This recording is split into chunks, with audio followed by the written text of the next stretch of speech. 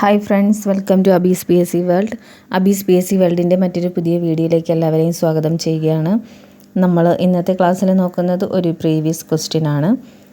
ഒന്നാമത്തെ ചോദ്യം, കേരളത്തിൻ്റെ ഔദ്യോഗിക ഫലമായി ചക്ക പ്രഖ്യാപിക്കപ്പെട്ട വർഷം ഏതാണ്? കേരളത്തിൻ്റെ ഔദ്യോഗിക ഫലമായി ചക്ക പ്രഖ്യാപിക്കപ്പെട്ട വർഷമാണ് 2018. 2018 കേട്ടോ.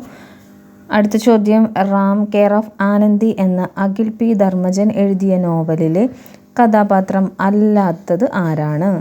റാം കെയർ ഓഫ് ആനന്ദി എന്ന അഖിൽ പി ധർമ്മജൻ എഴുതിയ നോവലിലെ കഥാപാത്രം അല്ലാത്തത് ആരാണ്? ഓപ്ഷൻ സി സുമതിയാണ്.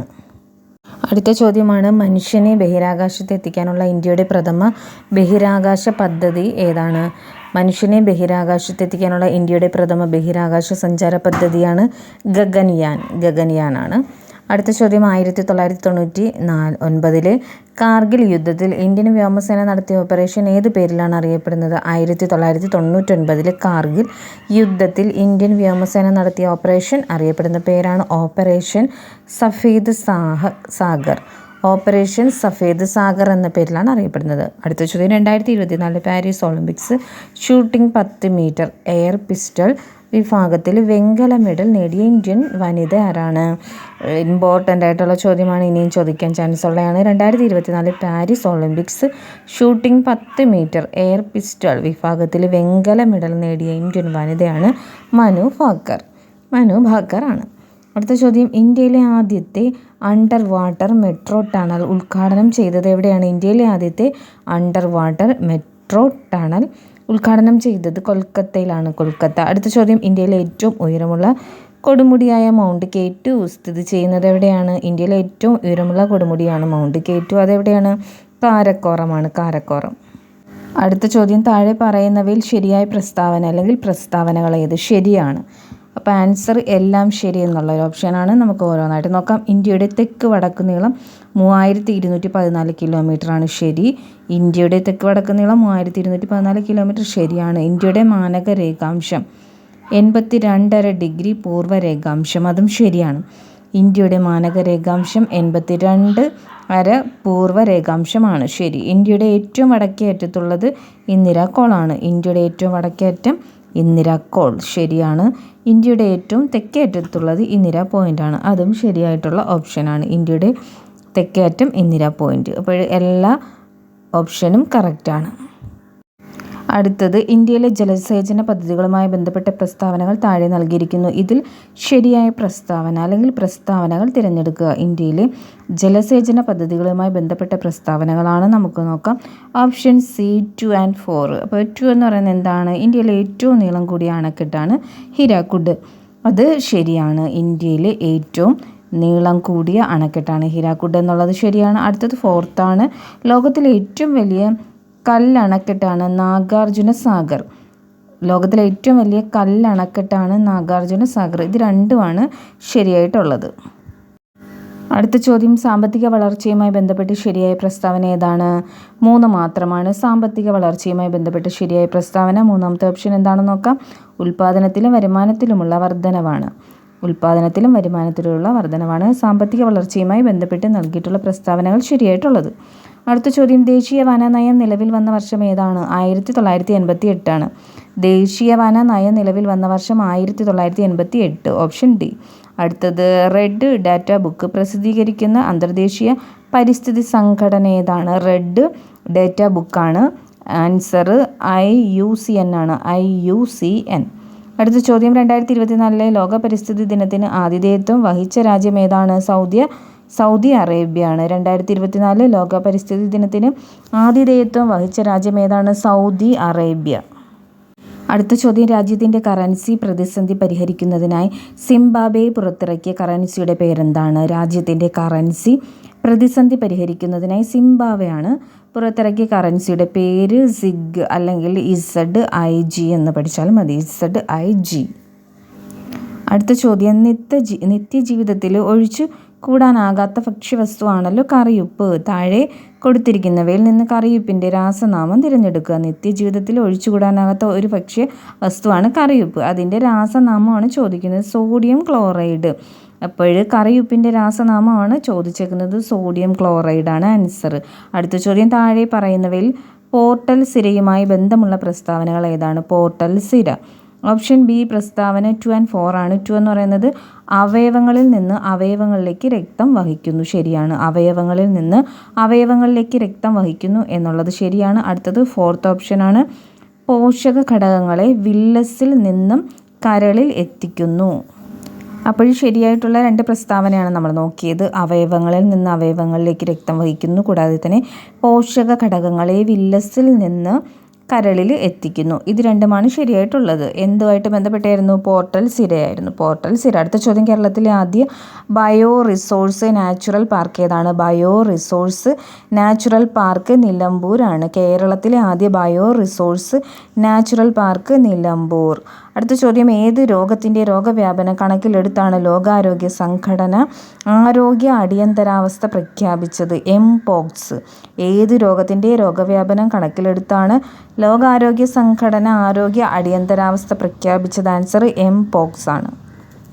അടുത്ത ചോദ്യം, ഇന്ത്യയിൽ ആദ്യമായി ഹിമാലയൻ കഴുകന്മാരുടെ പ്രജനനം റിപ്പോർട്ട് ചെയ്ത സംസ്ഥാനം? ഇന്ത്യയിൽ ആദ്യമായി ഹിമാലയൻ കഴുകന്മാരുടെ പ്രജനനം റിപ്പോർട്ട് ചെയ്ത സംസ്ഥാനമാണ് ആസാമാണ്. അടുത്തത്, ഡിസാസ്റ്റർ മാനേജ്മെൻറ്റ് ഇൻഷുറൻസ് സ്കീം ആരംഭിക്കുന്ന ആദ്യ സംസ്ഥാനം ഏതാണ്? നാഗാലാൻഡ് ആണ്. ഡിസാസ്റ്റർ മാനേജ്മെൻറ്റ് ഇൻഷുറൻസ് സ്കീം ആരംഭിക്കുന്ന ആദ്യ സംസ്ഥാനമാണ് നാഗാലാൻഡ്. അപ്പോൾ കിഴക്കൻ സ്റ്റേറ്റുകളെ കുറിച്ച് എന്തായാലും ഒരു ചോദ്യം ഉറപ്പാണ്. അപ്പോൾ ആസാമിനെയും നാഗാലാൻഡിനെയും കുറിച്ച് തൊട്ടടുത്ത 2 ചോദ്യങ്ങളാണ് വന്നിരിക്കുന്നത്. എല്ലാവരും ശ്രദ്ധിച്ച് തന്നെ പഠിക്കുക. വീഡിയോസ് ഇഷ്ടമാകുന്നുണ്ടെങ്കിൽ ലൈക്ക് ചെയ്യാനും ഷെയർ ചെയ്യാനും സബ്സ്ക്രൈബ് ചെയ്യാനും മറക്കാതിരിക്കുക. അടുത്ത ചോദ്യമാണ്, മസ്തിഷ്കത്തിലെ വൈദ്യുത തരംഗങ്ങളെ രേഖപ്പെടുത്താൻ ഉപയോഗിക്കുന്ന ഉപകരണം ഏതാണ്? EEG ആണ്. മസ്തിഷ്കത്തിലെ വൈദ്യുത തരംഗങ്ങളെ രേഖപ്പെടുത്താൻ ഉപയോഗിക്കുന്ന ഉപകരണമാണ് EEG. അടുത്ത ചോദ്യം, പരുത്തി നെയ്ത്തുകാരുടെ എല്ലുകൾ ഇന്ത്യൻ സമതലങ്ങളെ വെളുപ്പിക്കുന്നു. പരുത്തി നെയ്ത്തുകാരുടെ എല്ലുകൾ ഇന്ത്യൻ സമതലങ്ങളെ വെളുപ്പിക്കുന്നു. ഇങ്ങനെ പറഞ്ഞത് ആരാണ്? വില്യം ബെൻഡിക് പ്രഭുവാണ് ഇങ്ങനെ പറഞ്ഞത്. അടുത്തത്, താഴെ പറയുന്ന പ്രസ്താവനകൾ ശരിയേതാണ്? അപ്പോൾ ഓപ്ഷൻ ബി 1 മാത്രമാണ് ശരി. ആ ഓപ്ഷൻ നമുക്ക് നോക്കാം. കാൺപൂർ കേന്ദ്രമാക്കി സ്വാതന്ത്ര്യ സമരം നയിച്ചിരുന്ന നേതാക്കന്മാരായിരുന്നു നാനാ സാഹിബും താന്തിയോ തോപ്പിയും. അതാണ് റൈറ്റ് ആൻസർ. കാൺപൂർ കേന്ദ്രമാക്കി സ്വാതന്ത്ര്യ സമരം നയിച്ചിരുന്ന നേതാക്കന്മാർ ആരൊക്കെയാണ്? നാനാ സാഹിബും താന്തിയോ തോപ്പിയുമാണ്. അടുത്ത ചോദ്യം, ദാദാഭായ് നവറോജി ചോർച്ചാ സിദ്ധാന്തം അവതരിപ്പിച്ച പുസ്തകത്തിൻ്റെ പേരെന്താണ്? Poverty and un British rule in India. Dadabhai Naoroji ചോർച്ചാ സിദ്ധാന്തം അവതരിപ്പിച്ച പുസ്തകമാണ് poverty and un British rule in India. അടുത്ത ചോദ്യം, ഇന്ത്യയിലെ മുസ്ലിങ്ങളുടെ സാമൂഹികവും വിദ്യാഭ്യാസപരവുമായ പുരോഗതിക്കായി സ്ഥാപിച്ച സംഘടന? ഇന്ത്യയിലെ മുസ്ലിങ്ങളുടെ സാമൂഹികവും വിദ്യാഭ്യാസപരവുമായ പുരോഗതി അതിനുവേണ്ടി സ്ഥാപിച്ച സംഘടനയാണ് അലിഗഡ് പ്രസ്ഥാനം. അലിഗഡ് പ്രസ്ഥാനമാണ്. അടുത്ത ചോദ്യം, രാജാ റാം മോഹൻ റോയ് തുടക്കം കുറിച്ച പത്രങ്ങൾ ഏതൊക്കെയാണ്? 3ഉം 4ഉമാണ്. മൂന്നാമത്തേത് മിറാത്തുൽ അക്ബറും 4മത്തേത് സംബാദ് കൗമുദി. ഇത് രണ്ടുമാണ്. രാജാ റാം മോഹൻ റോയ് തുടക്കം കുറിച്ച പത്രങ്ങൾ ഏതൊക്കെയായിരുന്നു? മിറാത്തുൽ അക്ബറും സംബാദ് കൗമുദിയുമാണ്. അടുത്ത ചോദ്യം, ഐക്യരാഷ്ട്ര സംഘടനയുടെ ഇപ്പോഴത്തെ സെക്രട്ടറി ജനറലിൻ്റെ ജന്മദേശമാണ് പോർച്ചുഗൽ. ഐക്യരാഷ്ട്ര സംഘടനയുടെ ഇപ്പോഴത്തെ സെക്രട്ടറി ജനറലിൻ്റെ ജന്മദേശം പോർച്ചുഗലാണ്. 2023 സാമ്പത്തിക നോബൽ ലഭിച്ചത് ആർക്കാണ്? ക്ലോഡിയ ഗോൾഡിനാണ് 2023 സാമ്പത്തിക ശാസ്ത്ര നോബൽ ലഭിച്ചത്. അടുത്ത ചോദ്യം, ചുവടെ തന്നിരിക്കുന്നതിൽ ചെറുകുടലുമായി യോജിച്ച പ്രസ്താവന ഏതാണ്? ഓപ്ഷൻ സി ആണ്. 1 and 2 ആണ്. 1 and 2. ആഹാരത്തിലെ പോഷക ഘടകങ്ങൾ രക്തത്തിലേക്ക് ആഗിരണം ചെയ്യപ്പെടുന്ന ഭാഗമാണ്. രണ്ടാമത്തെ പോയിന്റ് എന്താണ്? വില്ലസുകൾ കാണപ്പെടുന്ന ഭാഗം. ഇതാണ് ചെറുകുടലുമായി യോജിച്ച പ്രസ്താവനകൾ. അടുത്ത ചോദ്യം, മങ്ങിയ പ്രകാശത്തിൽ കാണാൻ കഴിയില്ല. ഈ ലക്ഷണം കാണിക്കുന്ന അപര്യാപ്തത രോഗം ഏതാണ്? ഏത് വിറ്റാമിനുമായി ബന്ധപ്പെട്ടിരിക്കുന്നു എന്നാണ്? മങ്ങിയ പ്രകാശത്തിൽ കാണാൻ കഴിയില്ല. ഈ ലക്ഷണം കാണിക്കുന്ന അപര്യാപ്തത രോഗം ഏത് വിറ്റാമിനുമായി ബന്ധപ്പെട്ടിരിക്കുന്നു? വൈറ്റമിൻ എയുമായിട്ടാണ് ബന്ധപ്പെട്ടിരിക്കുന്നത്. അടുത്ത ചോദ്യം, കേരളത്തിൻ്റെ പ്രധാന വരുമാന സ്രോതസ്സ് ചുവടെ നൽകിയിരിക്കുന്നതിൽ ഏതാണ്? കേരളത്തിൻ്റെ പ്രധാന വരുമാന സ്രോതസ്സ് ചുവടെ നൽകിയിരിക്കുന്നതിൽ ഏതാണ്? നാളികേരമാണ്. നാളികേരം. അടുത്ത ചോദ്യം, ചേരുംപടി ചേർക്കാനാണ്. ഓപ്ഷൻ ബി ആണ് റൈറ്റ് ആയിട്ടുള്ളത്. ഒന്നാമത്തേത് വരാഹമിഹിരൻ. വരാഹമിഹിരൻ ലഘുജാതകമാണ്. രണ്ടാമത്തേത് എ ആണ് കാളിദാസൻ വിക്രമോർവശീയം. മൂന്നാമത്തേത് വിശാഖദത്തനാണ്. വിശാഖദത്തൻ. 3D ആണ് മുദ്രാരാക്ഷസം. അടുത്തത് നാലാമത്തത് ആരാണ്? ശൂദ്രകൻ. C മൃച്ഛകടികം. ഇങ്ങനെയാണ് ചേരുംപടി ചേർക്കേണ്ടത്. അടുത്ത ചോദ്യം, കൃത്രിമ ഉപഗ്രഹം ആദ്യത്തെ L1 വിക്ഷേപിച്ച വാഹനമാണ് PSLV C-57. PSLV C-57 ആണ് കൃത്രിമ ഉപഗ്രഹമായ നമ്മുടെ ആദിത്യ L1 വിക്ഷേപിച്ചത്. അടുത്ത ചോദ്യം, സമൂഹശാസ്ത്രത്തിൻ്റെ പിതാവാരാണ്? സമൂഹശാസ്ത്രത്തിൻ്റെ പിതാവാണ് അഗസ്തെ കോംതെ. അഗസ്തെ കോംതെ എന്നാണ്. അടുത്തത് 2022 ഫിഫ പുരുഷ ഫുട്ബോൾ ലോകകപ്പ് ജേതാവായ രാജ്യം ഏത് ഭൂഖണ്ഡത്തിൽ നിന്നായിരുന്നു? തെക്കേ അമേരിക്ക. 2022 ഫിഫ പുരുഷ ഫുട്ബോൾ ലോകകപ്പ് ജേതാവായ രാജ്യം ഏത് ഭൂഖണ്ഡത്തിൽ നിന്നായിരുന്നു? അതാണ് ചോദ്യം.